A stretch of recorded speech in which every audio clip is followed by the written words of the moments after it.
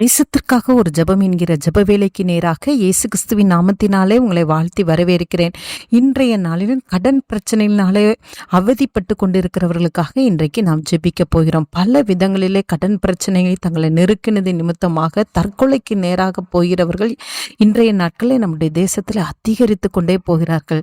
கடன் பிரச்சனையிலிருந்து கர்த்தர் ஒவ்வொருவரையும் அவர் விலக்கி காக்கும்படியாக இன்றைக்கு நாம் பாரத்தோடு நாம் ஜெபிப்போம். கடன் பிரச்சனையினாலே அகப்பட்டு இருக்கிறவர்களுக்கு கர்த்தர் ஒரு வாசலை திறந்து கொடுக்கும்படியாக நாம் இன்றைக்கு பாரத்தோடு நாம் ஜெபிப்போம். தங்கள் பிள்ளைகளின் படிப்பிற்காக, திருமணத்துக்காக, தொழிலுக்காக, மருத்துவ செலவுகளுக்காக, வீடு கட்டுவதற்காக, நிலங்க வாங்குவதற்காக என்று பல காரணங்களின் நிமித்தமாக கடனை வாங்கி அதை செலுத்த முடியாதபடிக்கு தள்ளாடி கொண்டிருக்கிறவர்களுடைய வாழ்க்கையில கர்த்தர் அற்புதத்தை செய்யும்படியாய் நாம் ஜெபிப்போம். அது மாத்திரமல்ல, தொழிலில் நஷ்டம் ஏற்பட்டது நிமித்தமாக உண்டான கடன்கள், அறியாமையினாலே வந்த கடன்கள், அது மாத்திரமல்ல மற்றவர்கள் ஏமாத்தினாலே வந்த கடன்கள், இவைகள் எல்லாம் இன்றைக்கு கர்த்தர் அவருடைய பிள்ளைகளை விட்டு எடுத்து போடும்படியா இன்றைக்கு நாம் பாரத்தோடு நாம் ஜெபிப்போம். கர்த்தர் தங்களுடைய பிள்ளைகளுக்கு அவர் ஒரு திறந்த வாசலை கொடுக்கும்படியாகும். சீக்கிரமாய் அவர்களுடைய பிள்ளைகள் அந்த கடன்கள் எல்லாம் அடைக்கப்பட்டு அவர்கள் சந்தோஷமாய் வாழத்தக்கதான கிருபையை கர்த்தர் அருளி செய்யும்படியாய் நாம் பாரத்தோடு நாம் ஜெபிப்போம். கடன் வாங்கினவர்கள் இனி கடன் வாங்காதபடிக்கு தங்களை காத்து கொள்ளும்படியாய் நாம் இன்றைக்கு பாரத்தோடு நாம் ஜெபிப்போம். நாம் யாவரும் கண்களை மூடி தேவனை நோக்கி பார்ப்போம். எங்களை நேசிக்கிறதான நல்ல தகப்பனே, இந்த நாளுக்காக ஸ்தோத்திரம் ஆண்டவரே.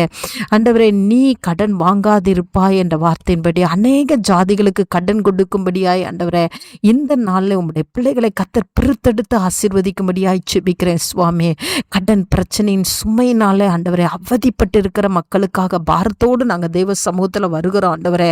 அப்பா, உமக்கு ஸ்தோத்திரம். என்ன காரணத்தின் நிமித்தமாக கடன் வாங்கியிருந்தாலும் ஆண்டவரே, நம்முடைய பிள்ளைகளுக்கு அதை சீக்கிரமாய் ஆண்டவரே அடைக்கிறதுக்குரிய திராணியை கர்த்தர் அருளி செய்யும்படியாய் ஜெபிக்கிறேன். இனி உம்முடைய பிள்ளைகள் கடன் வாங்காதபடிக்கு அநேக பேருக்கு கடன் கொடுக்கத்தக்கதாய் உம்முடைய பிள்ளைகளை கர்த்தர் ஆசீர்வதிங்க. கடன் சுமையினால் வந்த ஆண்டவரே மன பாரங்கள் உம்முடைய பிள்ளைகளை விட்டு அகற்றி போடுங்க ஆண்டவரே. அந்த கடனை அடைக்கத்தக்கதான வழியை கர்த்தர் சீக்கிரமாய் உம்முடைய பிள்ளைகளுக்கு காண்பித்து கொடுங்க ஆண்டவரே. எல்லா மன உளைச்சல்களையும் உம்முடைய பிள்ளைகளுக்கு எடுத்து போடுங்க ஆண்டவரே. மனிதர்கள் ஏமாற்றி இருப்பார்கள், ஆனால் கர்த்தர் இன்றைக்கு அந்த மனிதர்களோடு பேசி ஆண்டவரே உம்முடைய பிள்ளைகளுக்கு கொடுக்க வேண்டிய பணங்களை வந்து கொடுக்கத்தக்கதான இருதயத்தை கர்த்தர் அருளி செய்யுங்க.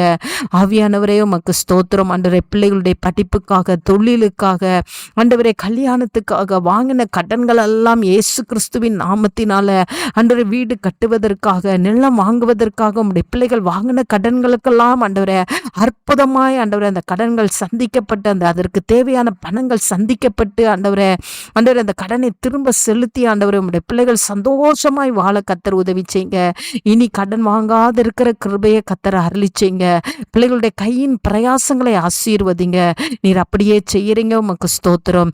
இயேசுவின் மூலம் ஜெபிக்கிறேன் நல்ல பிதாவே. ஆமேன், ஆமேன்.